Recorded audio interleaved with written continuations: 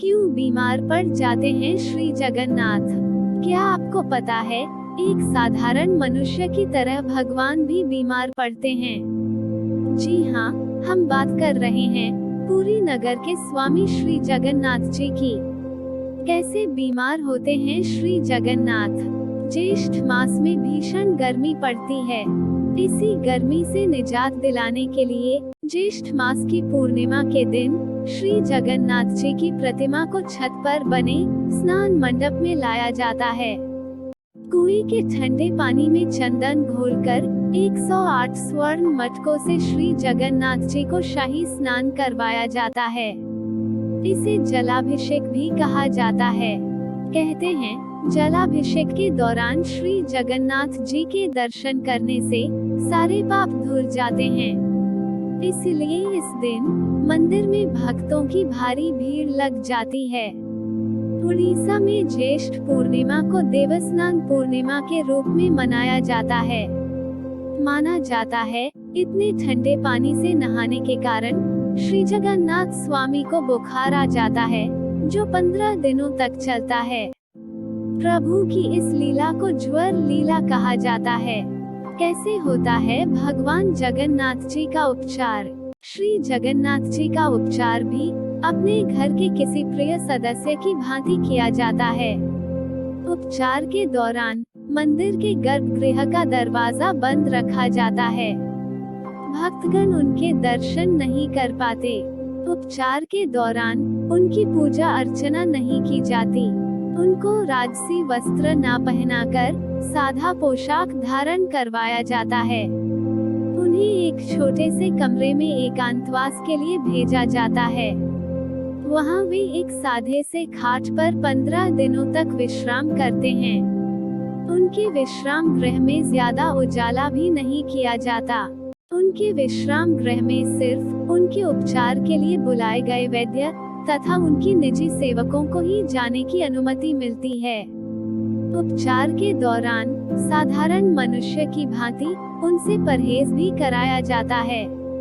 इसलिए उनको 56 भोग न लगाकर फलों का रस, औषधि एवं दलिया का भोग लगाया जाता है। कभी उन्हें काढ़े का भोग लगाया जाता है, तो कभी परवल का रस या अदरक का रस निकालकर परोसा जाता है। समय समय पर उन्हें विभिन्न जड़ी बूटियों की बनी हुई औषधियां भी दी जाती है। फुलौरी तेल से उनकी मालिश की जाती है। पूरी तरह स्वस्थ होने में उन्हें 15 दिनों का समय लग जाता है।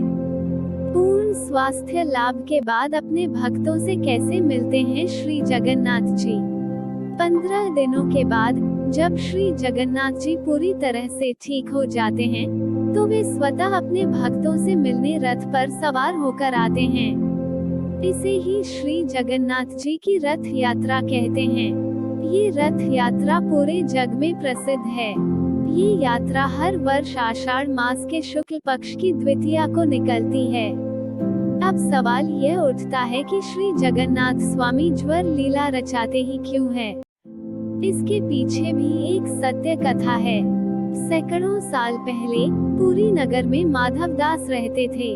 उनका कोई मित्र परिवार नहीं था, वह बिल्कुल अकेले ही रहते थे। वे भगवान जगन्नाथ के अनन्य भक्त थे। वे रोज जगन्नाथ स्वामी के दर्शन करते, उनके भजन कीर्तन गाते और उनके ध्यान में ही मग्न रहते। एक दिन माधवदास बीमार पड़ गए।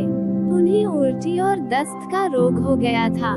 धीरे धीरे वे अति दुर्बल हो गए। उन्हें उठने बैठने में भी समस्या होने लगी। दिन ब दिन उनकी तबीयत इतनी खराब हो गई कि बेहोशी की हालत में अपना मल मूत्र वस्त्रों में ही त्याग देते। अब श्री जगन्नाथ जी से अपने भक्त की ऐसी दशा देखी ना गई। वे स्वयं एक सेवक का रूप धारण करके माधव जी की सेवा करने लगे। वे अपने हाथों से माधव जी के शरीर को स्वच्छ करते, उनके वस्त्र धोते। समयानुसार माधव जी को औषधि पिलाते और उनके चरण तक दबाते। जगन्नाथ जी की सेवा और प्रेम से माधव अब स्वस्थ होने लगे थे। जब माधव को होश आया तो अपने सेवक को देखकर वे तुरंत पहचान गए कि ये कोई और नहीं, साक्षात उनके इष्ट देव जगन्नाथ जी है।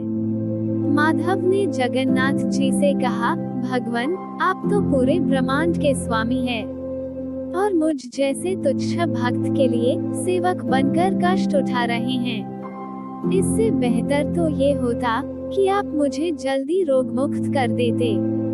इस पर जगन्नाथ जी ने उत्तर दिया, इस संसार में प्रत्येक प्राणी को अपने कर्मों के परिणाम भुगतने ही पड़ते हैं। यदि मैं तुम्हें इस रोग से मुक्त कर देता तो तुम्हें अपना कर्म फल पाने के लिए दोबारा जन्म लेना पड़ता। मैं नहीं चाहता कि मेरा प्रिय भक्त इस जन्म मरण के चक्कर में उलझा रहे। तुम्हारे प्रारब्ध में 15 दिनों की पीड़ा और बची है। यदि तुम मुझसे सेवा नहीं लेना चाहते हो तो 15 दिनों का रोग तुम मुझे दे दो। माना जाता है भगवान जगन्नाथ ने अपने भक्त की 15 दिनों की यातना खुद पर ले ली और तब से आज तक हर वर्ष श्री जगन्नाथ जी 15 दिनों के लिए बीमार पड़ जाते हैं। इसी तरह की अन्य कहानियाँ सुनने के लिए please like and share the story and subscribe to our channel story vendor. Thank you.